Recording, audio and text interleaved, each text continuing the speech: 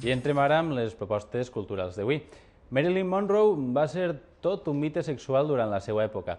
Per conèixer-la un poc millor i per descobrir alguns dels seus aspectes més íntims, el Centre Cultural Octubre ha inaugurat una exposició sobre l'actriu nord-americana, una mostra que no s'han de perdre els més cinèfils i els amants platònics de la Monroe.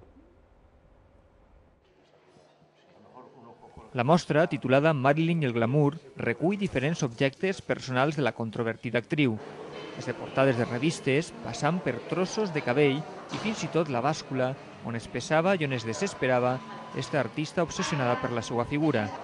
El més emblemàtic de l'exposició són alguns dels vestits que va utilitzar en les pel·lícules que va protagonitzar.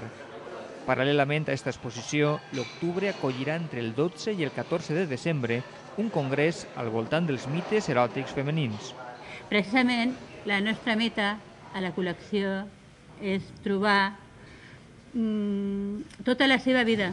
És a dir, jo el que vull intentar, no sé si ho aconseguiré, és intentar trobar almenys un vestit de cada pel·lícula de tota la seva faceta. Creo que tener una colección así que recorra toda su vida de un personaje tan emblemático y como es de Marilyn Monroe, pues vale la pena.